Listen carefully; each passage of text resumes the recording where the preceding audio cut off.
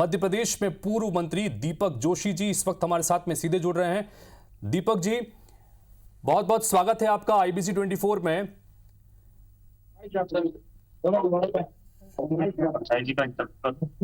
दीपक जी, आप मुझे सुन पा रहे हैं? दीपक जी, बड़े लंबे समय से बड़े कयास और बड़ी अटकलों का दौर लगातार चल रहा है कि दीपक जी का अगला कदम क्या रहने वाला है। 6 तारीख का बड़ा बेसब्री से इंतजार सब लोग कर रहे हैं। क्या कदम रहने वाला है, क्या कुछ आप आगे सोच रहे हैं? 6 तारीख को मैंने कांग्रेस के कुछ साथियों से बात की थी जी कि मैं पार्टी ज्वाइन करना चाहता हूं। तो उन्होंने कहा था कि जब आप चाहे तब आप आ सकते हैं, हम आपकी बात करवा देंगे। प्रारंभिक रूप से कुछ वरिष्ठ लोगों से मेरी चर्चा हुई थी जी। चर्चा के बाद क्योंकि 5 तारीख आज भी के दिन मेरी पत्नी का देहावसान हुआ था और उस कारण से मैं उनकी पुण्यतिथि होने के कारण मैंने कहा कि 3-4 दिन का मुझे समय लगेगा क्योंकि हमारी पूजा पाठ की व्यवस्था है। होने के बाद में 6 तारीख को भोपाल आकर पार्टी ज्वाइन कर सकता हूँ। हमारे जिलाध्यक्ष जी देवास के माध्यम से हमने ऊपर तक बात पहुंचाई और 6 तारीख को 11 बजे से लेकर 11:30 के बीच का समय माननीय कमलनाथ जी के निवास पर हमको उपलब्ध कराया गया है कि वहाँ वो मुझे कांग्रेस की व्यवस्था देगा। दीपक जी, बहुत बड़ा कदम ये जाहिर तौर पर आपने इस वक्त उठाया है और लगातार आप ये शिकायत कर रहे थे कि उपेक्षित है पार्टी के भीतर, भारतीय जनता पार्टी के भीतर। क्यों आपको ऐसा लग रहा था कि पार्टी में आपकी उपेक्षा हो रही है या जो अपेक्षाएं आपकी हैं वो पूरी नहीं हो पा रही हैं? क्या कहेंगे दीपक जी इस पर? नहीं, मैं अपनी उपेक्षा से तो कतई वो नहीं जी। मैं अपने पिताजी की उपेक्षा से था।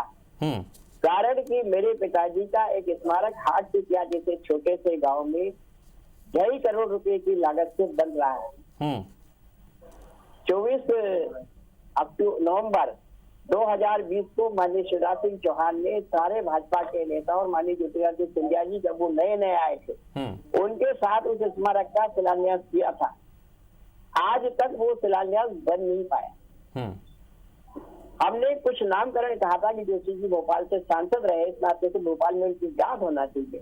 25 साल भोपाल के वोटर रहे, वो उनका नाम से कुछ न कुछ चीजें भोपाल में होना चाहिए। देवास में वो देवास जिले से विधायक रहे, देवास में उन्होंने अस्पताल के लिए 7 दिन की भूख हड़ताल की थी, जो रिकॉर्ड है, वो देवास में उनके नाम से कोई स्थान होना चाहिए। हाटपिया में जहां उन्होंने जन्म लिया वहां कोई निशान होना चाहिए। लेकिन वो काम लगातार याद दिलाने के बाद, चाहे मुख्यमंत्री जी हो, चाहे प्रदेश अध्यक्ष जी हो, चाहे जिलाध्यक्ष, मैं तो जिलाध्यक्ष तक भी गया हूँ जी, लेकिन वो कामों की पूर्ति आज तक नहीं हुई।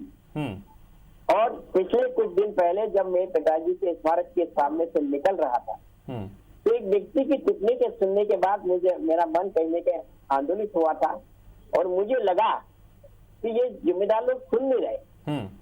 फिर भी मैं माननीय प्रदेश अध्यक्ष जी और संगठन मंत्री जी के सामने उपस्थित हुआ था और लिख के बाकायदा उन्होंने अपने हाथ से लिखा था कि क्या क्या आपको चाहिए। मुझे ये नहीं कहा था मुझे निगम मंडल चाहिए, मुझे कैबिनेट चाहिए, मुझे विधानसभा का टिकट चाहिए या उसका टिकट काट दो, उसका जोड़ दो, उसको ऐसा कर दो, या उस सीआई को या थानेदार को या उसको ऐसा।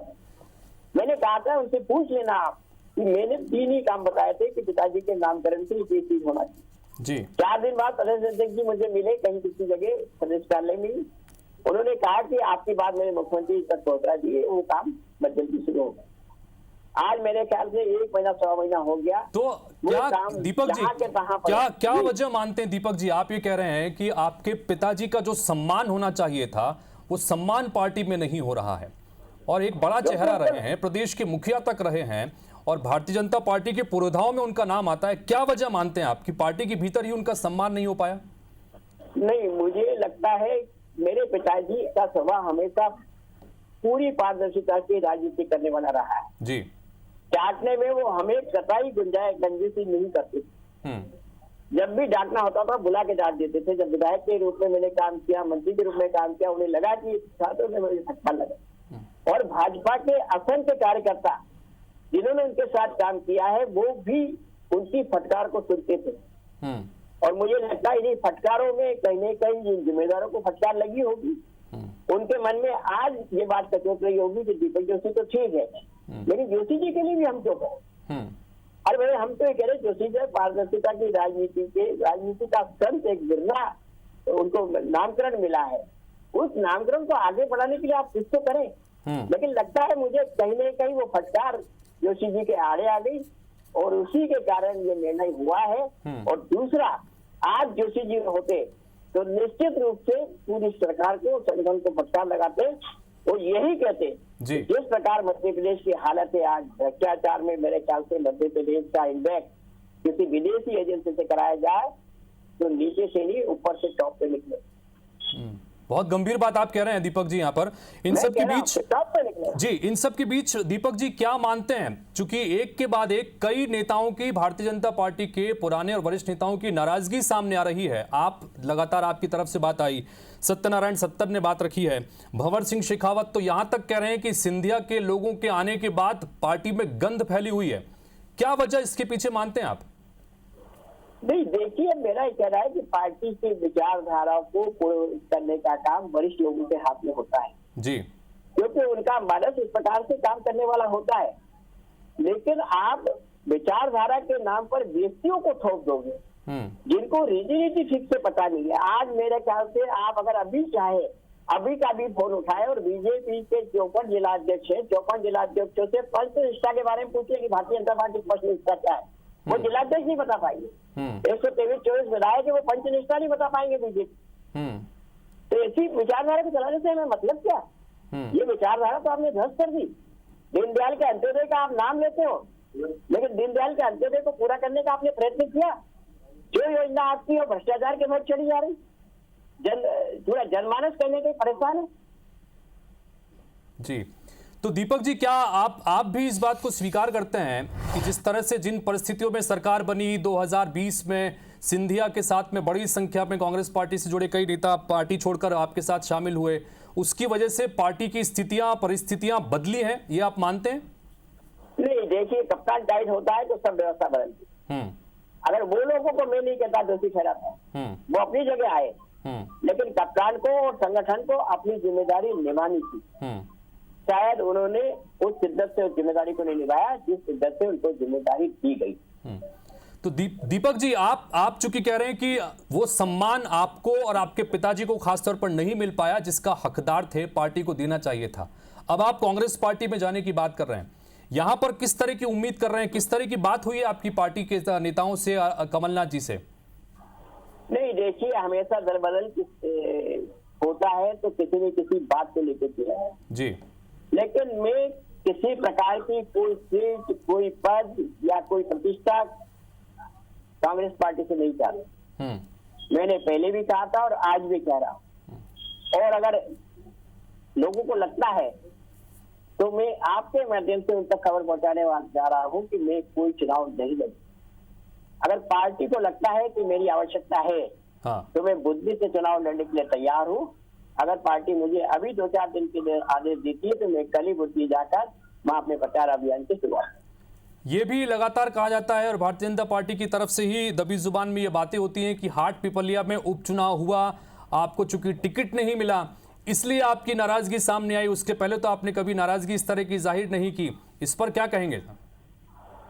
नहीं, देखिए, मेरा स्वभाव जो जानते हैं राजनीति में अच्छी तरीके से जानते हैं, नाराजगी नहीं जाहिर का करने का कारण मेरे पिताजी रहे। तब तक मेरे पिताजी थे। पिताजी की मृत्यु के बाद मुझे लगता था कि उनकी विरासत को संभालने की जिम्मेदारी मेरी है। और वो मुखर्ता मैंने कब मैंने किसी को कहा कि मुझे टिकट नहीं दिया जा रहा, इसलिए ऐसा होगा। गलतियां हो गई, गलतियों की तरफ अगर इशारा करना है, ये अगर पार्टी के नियम के विरुद्ध है तो ऐसी गलतियां मैं 1000 बार करूंगा और कांग्रेस में भी करूंगा, ये मैं आपको बताऊं।